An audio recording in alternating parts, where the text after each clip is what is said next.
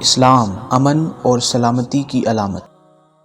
اے میری قوم کے لوگوں، گناہ کی زندگی سے تائب ہو کر خدائے واحد کے سامنے سر بسجود ہو کر اپنے گناہوں کی معافی مانگو اور اس کی ہی عبادت کرو۔ اللہ ایک ہے، اس کے سوا کوئی عبادت کے لائق نہیں ہے، سوائے اس کے کوئی بھی رہنے والا نہیں۔ اس کی رحمت وسیع ہے، وہ غفور الرحیم ہے، اسی سے مغفرت مانگو، وہ بخشش کرنے والا، اس کی طرف رجوع کرو اور تقوی اور طہارت کی زندگی بسر کرو۔ وہ تم کو دن دگنی رات چگنی ترقی عطا فرمائے گا، زبردست عزت و دولت، سربلندی اور سرفرازی عطا فرمائے گا۔ حضرت ہود علیہ السلام فرماتے، اے قوم، میں تم سے کوئی اجر نہیں مانگتا، میرا اجر تو میرے خدا کے پاس ہے۔ یہی نبی کی زندگی کی معراج ہے۔ ان کو کوئی یہ الزام نہیں دے سکتا کہ وہ مال و دولت کی طلب میں ایسا کرتے ہیں۔ وہ عزت و جاہ و حشمت کے طالب نہیں ہوتے، وہ کسی مملکت کے بادشاہ بننے کے خواہش مند نہیں ہوتے۔ ان کے سامنے تو صرف مالک و خالق کا پیغام لوگوں تک پہنچا دینا کافی ہوتا ہے، جو وہ پورا کرتے ہیں۔ قوم عاد کی اکثریت ان لوگوں کی تھی جو نہایت بد اخلاق، سرکش، نافرمان اور شیطان کے پیروکار تھے۔ ان لوگوں کو حضرت ہود علیہ السلام کی یہ نصیحت کی باتیں انتہائی بری لگتی تھیں۔ وہ یہ نہیں برداشت کر پا رہے تھے کہ ان کے عقائد اور مذہبی رجحان کو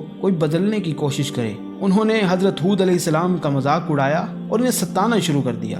انہیں وہ برملا تنگ کرنے اور جھوٹا کہنے لگے اور ان کے نصیحت کو جھوٹ کا پلندہ کہنے لگے۔ وہ کہنے لگے، اے ہود، ہم تمہارے کہنے پر اپنے خداؤں کو، اپنے عقائد کو ہرگز چھوڑنے والے نہیں ہیں، اور ہم تمہارے دعوے پر یقین نہیں کریں گے کہ تجھ کو خدا کا رسول تسلیم کریں، اور نہ ہی یقین کریں گے کہ ہمارے بت جن کی ہم عبادت کرتے ہیں وہ خدائے اکبر کے سامنے ہماری سفارش نہیں کریں گے۔ ہم تمہاری بات کو تسلیم نہیں کریں گے، تم تو بالکل پاگل ہو گئے ہو، نعوذ باللہ۔ حضرت ہود علیہ السلام نے ان سے کہا، نہ تو میں بیوقوف ہوں نہ میں پاگل ہوں، میں بلا شبہ اللہ کا رسول اور پیغمبر ہوں۔ اللہ تعالیٰ اپنے بندوں کی ہدایت کے لیے کسی بیوقوف اور پاگل کو منتخب نہیں کرتا تاکہ اس کا نقصان نفع سے بڑھ جائے اور ہدایت کی جگہ گمراہی آ جائے۔ اللہ تعالیٰ اس عظیم الشان خدمت کے لیے اپنے بندوں میں سے ایسے بندے چنتا ہے جو اس کام کے اہل ہوں اور اس خدمت حق کو بخوبی انجام دے سکیں۔ اللہ تعالیٰ قرآن مجید میں فرماتا ہے، اور اللہ خوب جاننے والا ہے کہ اپنے منصب و رسالت کو کون سی جگہ رکھے،